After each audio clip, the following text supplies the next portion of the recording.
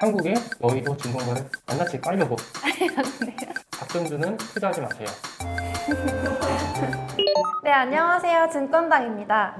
네, 저는 아나운서 김나정이고요. 네, 오늘 주식 전문가 김모 씨를 모시고 주식 이야기 나눠보도록 하겠습니다. 네, 안녕하세요. 김모 씨입니다. 뵙게 돼서 영광이고요. 네, 영광입니다. 이렇게 가면을 쓰고 얘기 드리려고 하는 것은 한국의 여의도 증권가를 낱낱이 깔려고 이렇게 마스크를 썼습니다.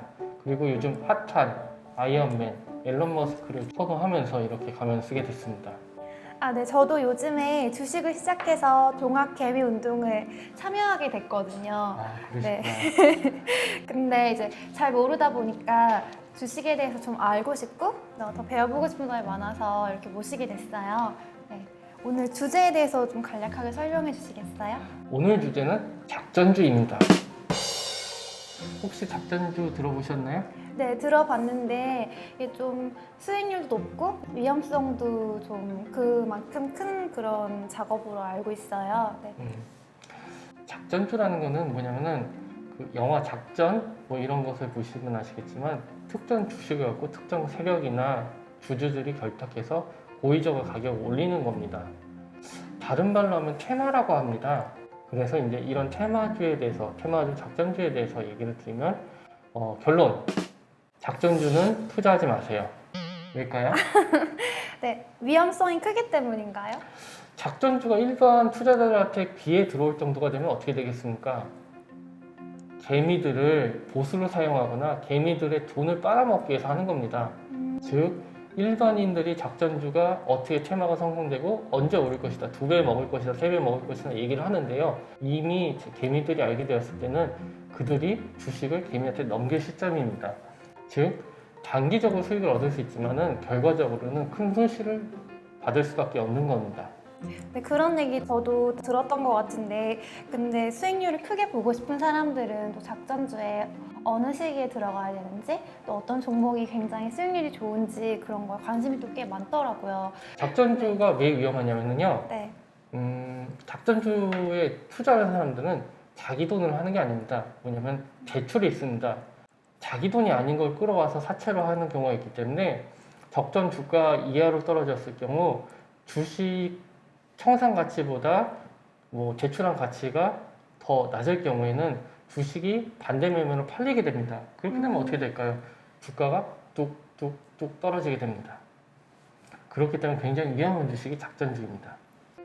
그러면 작전주 말고 어떤 주식을 사야 하고 또 어떻게 투자해야 되는지 궁금해지는데요. 어떤 주식을 사야 되냐? 중요하게는 주식을 샀을 때보다는 언제 파느냐가 더 중요해요.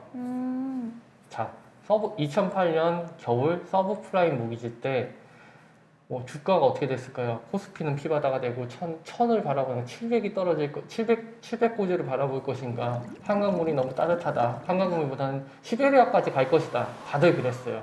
그럴 때 주식을 팔았으면 어떻게 될까요? 어떤 우량주든 손해보고 팔 수밖에 없어요. 그렇죠?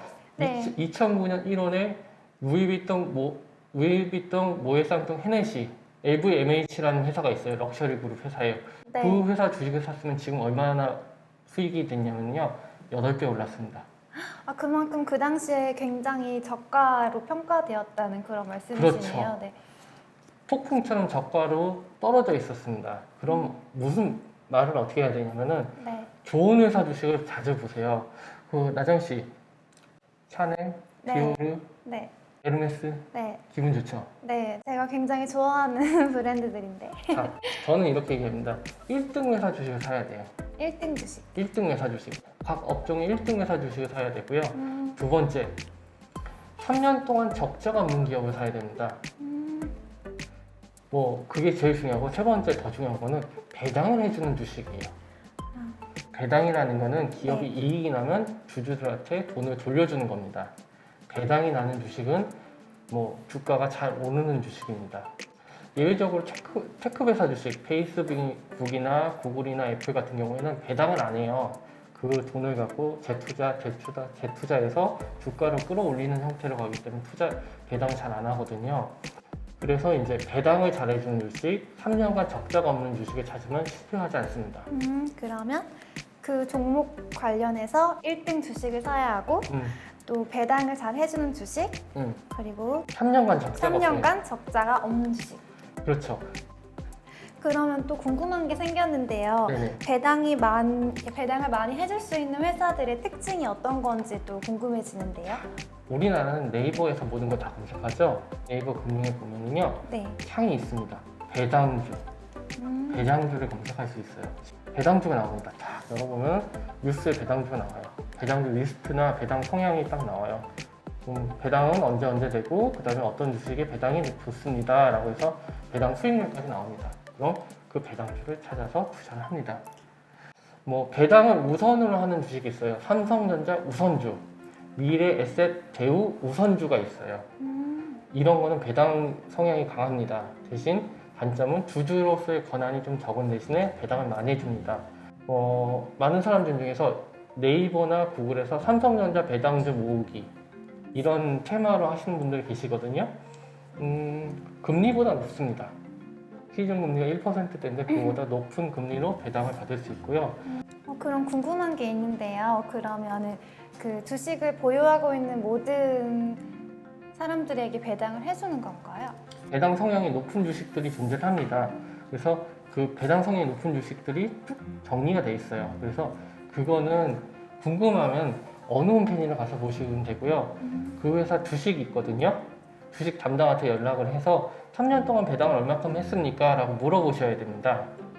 그러면 평균 얼마 배당했습니다. 주당 얼마 배당을 했습니다. 라고 하면 그럼 올해도 어느 정도 하겠구나. 올해 배당 계획이 있으니까 아마 있습니다. 하고 그걸 보고 투자하셔도 됩니다. 네. 그래서 배당을 주는 주식에 들어가는 것이 굉장히 안전하고요. 은행 이자보다 배당을 먹고 나가는 경우가 많이 있어요. 그래서 굉장히 배당주는 뭐냐면은 연금처럼 배당으로 수익이 연 4% 금리보다 높게 배당이 됩니다. 네, 그렇군요. 네. 또 궁금해지는 건 우량주에 대한 라떼는 말이야. 일단 감사합니다.